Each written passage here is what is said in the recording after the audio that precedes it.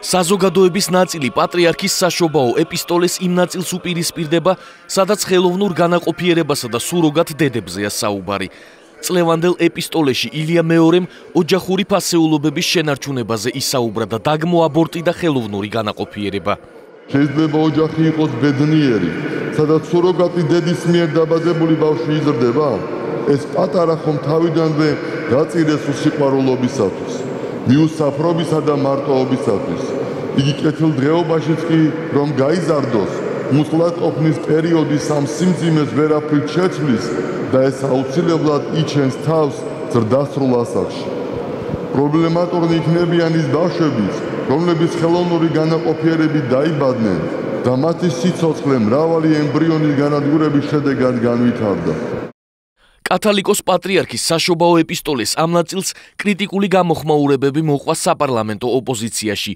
ადამიანების აბსოლუტური უმრავლესობა ოცნებობს, ყავდეს შვილი და ხშირ შემთხვევაში ამის ერთადერთი უკანასკნელი შანსი ხელოვნური განაყოფიერება ან სუროგატი დედის მომსახურების გამოყენება. წერს დეპუტატი ზურაბ ჯაფარიძე საკუთარი Facebook-ის გვერდზე. სოციალური ქსელის მეშვეობით პატრიარქს დღეს თბილისის უფლებამოსილება შეჩერებული მერი გიგი უგულავაც გამოეხმაურა. ქალების უმეტესობა, რომელიც ხელოვნური განაყოფიერების ან სუროგატი დედის დახმარებით ხდება დედა, ამას ღვთისწყალობად მიიჩნევს.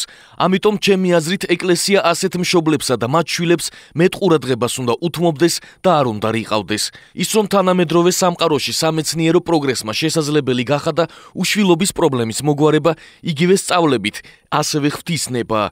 ამიტომ ჩემი როგორც ამ ქვეყნის ერთ-ერთი მოქალაქის თხოვნა იქნება დაუბრუნეთ იმ ოჯახებს, რომლებშიც იზრდებიან ხელოვნური განაყოფიერების შედეგად ან სუროგატი დედის დახმარებით გაჩენილი შვილები, რწმენა რომ ეს ბავშვები ღვთის საჩუქარი არიან და არა ღვთის რისხვა. კარგი იქნება თუ მისცემთ მათ მომავლის საშუალებას მშობლების სურვილის შემთხვევაში და არ გარიყავთ ეკლესიიდან. მაცხოვრისთვის მნიშვნელობა არ აქვს დროს, სივრცეს და ამ ქვეყნიურ შეზღუდვებს. ის რომ ადამიანს დღეს აქვს საშუალება იყოლიოს შვილი, ეს სწორად ბეთლემში დაბადებული ღვთისწყალობაა. მაპატიეთ, მაგრამ ვერანაირი ეპისტოლე ადამიანს ოჯახს ვერ წაართმევს მაცხოვრის ამ წყალობას. პატრიარქის საშობაო ეპისტოლეს სოციალური ქსელის მეშვეობით გამოეხმაურა დღეს პრემიერის თანაშემწე თამარ ჩუგოშვილიც.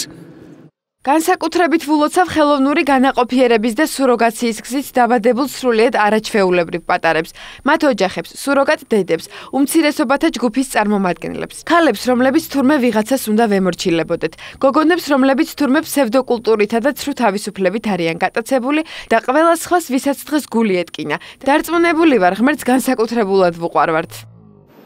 გუშინ ღამით მთავრობის წარმომადგენლებმა, რომლებიც თითქმის მთელი შემადგენლობით იმყოფებოდნენ საშობაო წირვაზე, პატრიარქის ეპისტოლესთან დაკავშირებით კომენტარი გააკეთეს და ის მოიწონეს. არც ერთ მათგანს ჟურნალისტებთან საუბარში ეპისტოლესთან დაკავშირებით უკმაყოფილება არ გამოუთქვამს.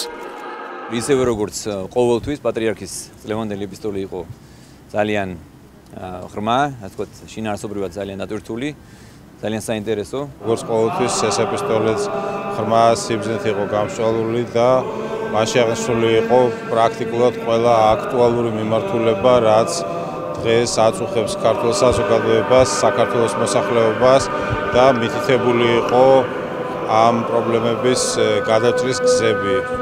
როგორც ყოველთვის ჩვენ ხშირად ვიყენებთ ხოლმე ამ სიბრძნეს ეპისტოლეში მოყვანილ სიბრძნეს ჩვენი გადაწყვეტილებების მიღებაში. პატრიარქის ეპისტოლეს ბავშვთა უფლებების დარღვევად აფასებენ უფლებადამცველები. მაია ცირამოას თქმით, მსგავსი ტიპის განცხადებებმა შესაძლოა ხელოვნური განაყოფიერებით ან სუროგატი დედების მიერ გაჩენილი ბავშვების მიმართ საზოგადოების უარყოფითი დამოკიდებულება გამოიწვიოს. უფლებადამცველი ანა აბაშიძე კი მიიჩნევს, რომ პატრიარქის ეპისტოლე გარკვეულწილად ბავშვთა უფლებებს ლახავს, ამიტომ ის სახელმწიფოსგან გარკვეულ რეაგირებას ითხოვს.